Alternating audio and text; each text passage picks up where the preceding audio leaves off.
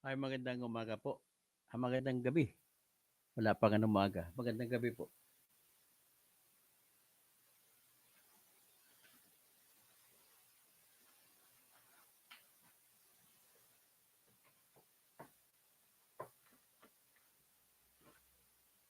Ating pag-usapan po sa ngayon ay yung bagong balita na nakuha ko at kakausap ko pa lamang po si yung ating whistleblower, yung bayani sa na nag sa sobrang tapang na siniwalat at binulgar ang kahindik-hindik na corruption diyan sa DepEd Pangasinan na kung saan sangkot po rito yung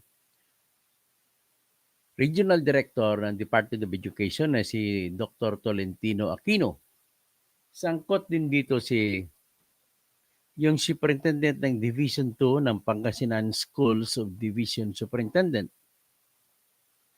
na si Dr. Vivian Luz Pagatpatan na birthday niya yung nakaraan, no?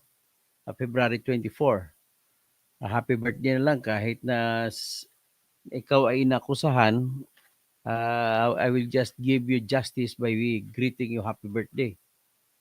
Tapos sangkot din dito yung schools district supervisor sa San Fabian, Pangasinan na si Dr. Delia Hopana uh, Patalud at ang kanyang anak na si yung green na green na na dokumento. Wala din ko makita. So anyway, tsaka yung anak niya si Wendell Ras Patalod na siyang coordinator sa gitna ng DepEd at saka yung Kingsville, dalawang Kingsville na eskwelahan na private schools para mai-enroll nila na walang paalam sa mga bata. I-enroll nila sa Kingsville private schools ang mga bata sa bilang senior high school. At kahit hindi na pumapasok, bibigyan ng diploma, bibigyan ng report card, bibigyan ng OTR or official transcript of records na kunwari nakagraduate pero wala na pong pag-aaral na mangyari kasi hindi naman po alam ng mga estudyante na in-enroll pala sila. So ngayon, ang nangyari po diyan, dahil hindi na sila pupunta, hindi na rin nag-hire ng mga teachers ang Kingsville. So, imbis na ibayad nila, i-hire lang teacher, ay ibinalik nila. Kumuha lang sila ng certain amount na ginagamit ang pangalan nila at ibinigay ang malaking bahagi ng pera doon sa DepEd. At ang DepEd na tinuturo na nakatanggap kasi nag-approve si Regional Director Tolentino Aquino, tapos si Schools Division Superintendent sa Pangasinan 2 na si Dr. Vivian Luz S. Pagatpatan at saka yung District Supervisor na si Dr. Delia Hofana Patalud, ang anak niya na gumagawa ng diskarte na si Wensi Rasi Hofana Patalud, isang teacher din na siya nagkakapag-coordinate sa lahat ng mga teacher na mobile teachers kung tawagin at sila magbibigay ng mga pangalan ng mga bata na mga estudyante ng mga mobile teachers at ililista doon sa Kingsville. Sa bawat bata po na mailista, ang mga mobile teachers na ni-recruit nila ay makakakuha ng 2,000. Normal po sa isang estudyante, isang mobile teacher na may 80 na estudyante. So kung 80, ibibigay sa kanya 160,000. Pero malaking bahagi po kasi ang binabayad po ng Department of Education sa Kingsville ay mula 14,000 pesos hanggang 22,000 pesos. Pero ang dito sa Pangasinan, ang binabayad ay 17,000 pesos. So mag-imagine ka na ngayon, nagkaroon ng 12,000 hanggang 20,000 students ang Kingsville, pero ilan lang teacher. Hindi ka magkasya. So, ibig sabihin, minamagic na lang po, kunwari na lang na may klase na nangyari. At yung isang na-interview na bata na nag-aral ay isang taon lang sa isang beses, isang taon nag, nagkita-kita ng teacher. Ano lang yun ha? Video call lang yun, isang beses lang. Pagkatapos wala na. Tataka siya, meron na siyang grado. Ngayon, para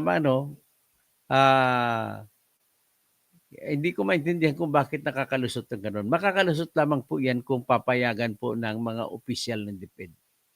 At kung papayag din ang mga ginagamit ng mga teacher. Ang mga teacher na ginagamit dito po ay mga mobile teacher. Bakit ano po ba yung mobile teacher? Ang mobile teacher po sa ALS, Alternative Learning System, sila po yung mga teacher na magtuturo sa yung mga bata na tumigil sa pag-aral. So, kailangan puntahan ng DepEd yan, papag-aralin kahit informal at para paabutin pag-graduating sa high school kahit na kulang-kulang ang taon. Tapos tuturuan parang crash course. Yan ang totoong programa niyan, kung totoo. Kaya ang nangyari, grade 1 to grade 10, dahil dadaan pa may sa junior high school at senior high school, pagkatapos ng nilang grade 10, yung mga out of school youths ay ipapasa ngayon doon sa junior high school at senior high school. So kada taon, ang binabayad na voucher ng Department of Education, 17,000 diyan sa Pangasinan. So ngayon, dahil wala peak naman ng estudyante, binabalik lamang ng Kingsville ang kinukuha nilang pera ng bayad ng DepEd. Binabalik yun sa mga opisyal ng DepEd. Ang tinuturo ng whistleblower dito na si Marmy Bautista ay si Dr. Vivian Luz Pagatpat at saka si Dr. Delia Hofana Patalud, si Dr. Tolentino Aquino na Regional Director ng Ilocos Region Department of Education. Tapos si Jupiter Pitilla na siyang head sa ALS doon sa division. So, yan po ang diskarte nila. Tapos ang nagpapagamit dito na nagtaga-ayos ay yung anak ni Dr. Delia Hofana Patalod na ang pangalan ay si Wendell Rasi Hofana Patalod. Siya po ang nakipag-coordinate. Mobile teacher din siya. Pero siya ang nagko-coordinate sa gitna ng mga kapwa niya mobile teacher na magbibigay ng mga estudyante at ilista. At ang kasama niyan ay si Roberlin Castronuevo. At si Roberlin Castronuevo naman, ang ginawa niya, namimigay siya ng Certificate of Indigency na kuno ay pirmado ng kapitan. At saka Certificate of Indigency at saka mga case studies na ibibigay ng DSWD. Peke din yun. So ngayon, para maipasok na at makuha na yung cheque na pambayad sa Kingsville. Dalawang Kingsville po ang pinag-aralan. Ang isa pong Kingsville ay Kingsville Academy dyan sa Umingan, Pangasinan. Ang isa pang Kingsville ay sa Kingsville Advanced School Systems doon sa Tayug, Pangasinan. So, napakalayo yan. Mula sa San Fabian, maraming estudyante na in-enroll doon sa Kingsville, sa Umingan, pero 3 oras ang biyahe mula sa San Fabian. Nagtataka ka bakit naka-enroll siya doon pero hindi naman siya dumadalo. At ang lugar nila ay malayo. May iba pa nga sa Mapandan nakatira, sa Mangaldan, tapos ang layo na Kingsville ang school. Ganun po kasi kasimpleng ginagawa nila. Ngayon, may bagong development tayo kanina. Napakagandang development.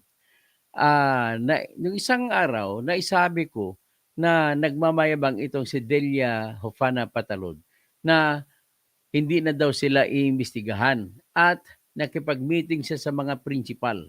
Sa isasakop yung mga principal sa district ng San Fabian 2, Pangasinan. At nagmamayabang na wala na daw investigasyon na mangyayari. Pero kanina, pinatawag ni Secretary Angara mismo dahil sa ating patuloy na pagbubulatlat, pagbubuyagyag At salamat naman at nakikinig sa ating live stream si Secretary Sani Angara. So, kinausap sila, siyempre, investigasyon na yon. Pinatawag si Dr. Tolentino Aquino. Pinatawag din si Superintendent Vivian Luz S. Pagatpatan. Silang dalawa pinatawag. Tapos, dinala rin sila doon sa, ang lahat naman ng mga regional director, kasama naman regional director sa ibang probinsya, ay nagtipon sila, miniting sila, parang command conference. Miniting po sila ni Secretary Angara doon sa Baguio. Yun po ang nangyari. So, ito lamang po ang update natin sa ngayon at may isa kong update din, hindi ko lang din babanggitin ko muna kung ano pwede ko banggitin na meron sila ni Marmy, may sinampa silang kaso na falsification, pamimiki ng mga dokumento, public documents, sa Piskalya ng Pangasinan. At inaprubahan na ng Piskalya ng Pangasinan at humingi na ng karagdagang dokumento. Kaya nung tumawag ako kay Marmy kanina ay hindi siya sama sa akin sa live vlog kasi ayusin niya ang mga dokumento na hinihingi ng piskal sa Pangasinan para isampa na ang kaso sa mga teachers na sangkot sa pamimiki ng papel ng mga ghost students para makapag-aral sa Kingsville Academy at Kingsville Advanced School Systems. Tinataya po na hindi bababa po sa 200 hanggang 300 million ang kinita nila dyan sa voucher program scandal na yan po. At yan lang po balita. Bukas marami tayong balita kasi nang nakita kami kanina ni Marmy, napakakapal ng kanilang ebidensya. Imaginein mo po, yung 10 rim ng bond paper, pagpatong-patungin mo, ganun po kakapal ang ebidensya na hinihanda nila kanina. Nakikita ko, so nakiusap siya na huwag muna siya magpag-live kasi tapusin niya maaga pa daw ang appointment nila sa prosecutor's office. So, at least pasalamat ako at tumatakbo po ang ating pakikipaglaban para sa katarungan. At ang pakikipaglaban natin dito ay tinutumbok natin ang korupsyon na plunder ito sa ALS. Ngayon, kung sino man nakarinig sa akin, gusto ko imbestigahan itong kapariha din na sistema na nangyayari naman sa TESDA na ganun din daw ang ginawa. May voucher program na marami kasing mga vocational school sa TESDA na kinakausap na kunwari may mga estudyante pero naman pala wala. So kaya kailangan natin yan ayusin para ang lahat ng mga Pilipino ay totoong nakapag-aaral. Kailangan natin ang lahat ng Pilipino na nag-aaral para kung sila naman ang papalit sa atin ay may susunod na may alam. Hindi yung kukuha lang tayo ng politiko na nagpaparapol lang sa wawawing. Tapos tatakbo ng pagkasenador. Top notcher pa sa survey. Yan po. Insulto na malaki sa mga teachers yan. Insulto na malaki sa mga engineer. Insulto na malaki sa mga abogado na kung mahahalal pa si Libili Libre. Sinabi niya, inamin naman niya wala siyang alam. Tapos kung mahalal din si Erwin Tulfo, insulto po yan sa mga pulis, insulto po sa mga abogado, insulto po sa mga teachers at iba pang mga professionals kasama ng doktor. Kasi sila po, hindi rin po nagtapos yan ng kolehiyo, si Erwin Tulfo. Akala mo kung sino makasigaw. O kanina, minaliit ako nang inanunsyo ng COMELEC na nagsampa ako ng petition for disqualification laban sa kanya. Nagpalabas ka agad ng statement. Nagulat naman ako, nakakakuha kagad ng kopya. Ang ibig sabihin, malakas pala talaga si Tulfo sa COMELEC. Akalain mo, sikreto yung pagsampa ko ng kaso. Monday pa ako nagsampa. Tapos, nakita ko, nagulat ako, may statement na siya, may salita na siya, pinost sa kanyang Facebook. Minalate pa ako. May kaso daw, disqualification na sinampa ng nagngangalang si Bertini Kausing. Nako, Gusto niya palabasin na hindi niya ako kilala. Nung sa People's Tonight, ako, editor ako sa People's Tonight. Marami kang kaibigan sa mga People's Tonight. Yung tawag mo sa akin noon, Bustoto. Ngayon, hindi mo na ako kilala. Pagkatapos, minaliit pa ko na, pero ang kasong ito na sinampa ng isang disbarred o natanggalan na lisensya na abogado at na tanggal sa listahan ng kandidato ng mga senador dahil sa panggugulo o nuisance. Ganun, minaliit pa ako na gusto. So, hindi nalalayo kung ganito pong ihalal natin. Itong mga teacher na to na kausap ko, mas may edukasyon pa ito kumpara ito sa mga senador na ito. Kaya insulto po ito. Kaya dapat ayusin natin ang teaching. Kung hindi man po tayo makakakuha ng magandang laban, at least edukado ang mga bata natin, mga anak natin. Yun lamang po aking masasabi. At magandang umaga po dyan sa DepEd Regional Director Dr. Tolentino Aquino, Dr. Vivian Los S. Pagatpatan, at si Dr. Delia Hofana Patalud. Sa susunod, isisiwalat ko ang kanilang lifestyle. Magugulat kayo, ang dami nilang lupa. Ang gagara ng mga sasakyan. Sa susunod, isisiwalat ko may iba na namang na nakapagbenepisyo sa ghost students. Ito naman, pag-usapan natin bukas, ito naman yung pag-ibig sa gitna ng sir na may asawang teacher din. At yung isang teacher din na kalaguyo niya. Pero single. Hindi ko alam ang dahilan kung bakit na teacher ka tapos pumayag ka na kabit ka ng isang principal. So yan po pag-usapan natin bukas. Magandang umaga na po sa lahat at maraming salamat po sa inyo. Lorita Grande. Sa FB ni Erwin Tulpo, niya pinost ang pananamit niya siya. Opo, sa kanya sa Facebook page. Tapos nabasa ko na rin 'yon. Kay Rusty D. Guzman, good evening po. Attorney Engineer Toto, mabuhay kayo. Tapos Roberto Andrade, Bro Toto, sa Pinas mananalo ka sa personality over policy. At tapos Willie Yu, si Cristobal Robiego, yan ang ebidensya na hinihintay. Cheese, pandagdag sa mga impeachment. Kailangan wala pong kinalaman dito si Sara. Ang lang po dito, may kinalaman, yung mga supervisor tsaka doktor, sila lang po naghati-hati ng pera. So, in fairness kay Sara, wala siyang kalamalam dito. Roberto Andrade, misuse, abuse of fraud. Romel Pingson, naimbang grabe.